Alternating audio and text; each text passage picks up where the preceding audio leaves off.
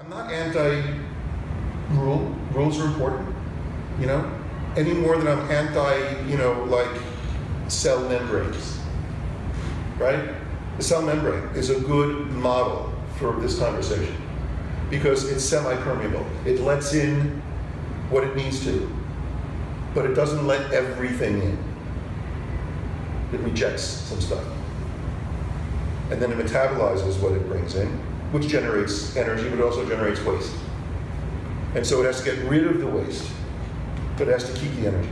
It has to keep what it wants and get rid of what it doesn't. So this model, this biological model of what I would call prana and apana, right, of what comes in and what goes out, is accomplished through the fact that this membrane is selectively permeable. So rules, when we see them as this absolute barrier to behavior, like an absolute no, okay? That's not how life works, right? When we violate with our man-made structures that which works in nature, we pay the price.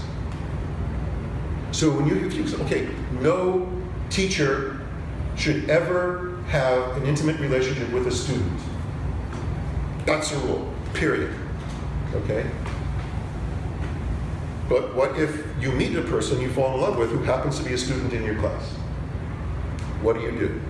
How do you obey that rule? You either stop being a teacher or they stop being your student, right? If a teacher should not have an intimate relationship with a student, you go and you say, look, I can't deny this. This is a thing. I want to pursue it, but I can't be your teacher anymore. You can't be my student anymore. You can't come to class. Go take someone else's class. Are you obeying that rule? If that's what you do, or not? That's why I'm not saying you should dump the rules. You should understand what rules do, though, right? Yeah. It makes the transgression of the rule sexy.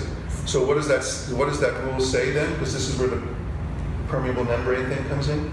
It's like, let's see if this is real once we are not in this teacher-student dynamic, right? Is it because if this is so strong that we want to pursue it, okay? And this is where a little bit of psychological sophistication comes in. This is where if these sorts of dynamics are actually brought up in teacher trainings, it's like, hey, you might find yourself in this situation, and here's what you should be looking out for, okay?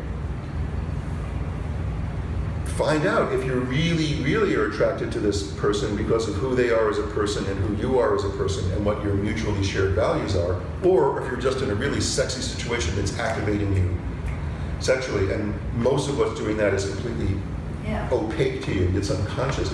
And the way to test that is to basically follow that rule, which is, okay, student-teachers shouldn't have relationships, we can't be student-teacher anymore. Stop coming to my class, I'm gonna stop being your teacher. Let's meet somewhere that has nothing to do with a yoga studio and see what the dynamic is there. That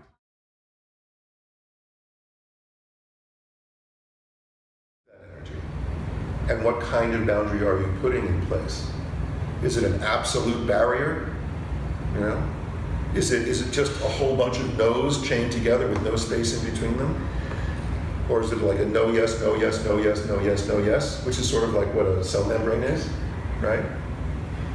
Or is it just one big mushy maybe, which is a whole other possibility, right? So, and these are really important, deep conversations, because if yoga is really going to be yoga, if it's going to be transformational as a tool, its intended use as a tool is to help us dismantle our neurotic tendencies. The problem is we take this tool and we use it neurotically and it reinforces them. And it's not the tool's fault. The tool is the tool.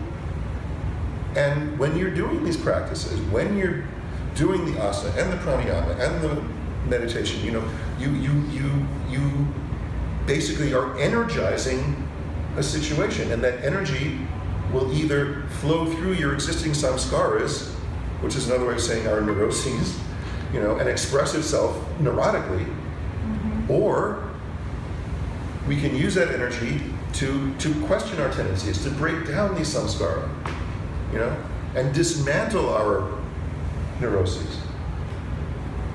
So I think one of the problems is we just introduce the tool and we say, here's how the tool works and here's what it does. Doesn't that feel great? Cool, I got all this energy, and then like, what do I do with it? You know? And it's not surprising that some of this energy expresses itself sexually.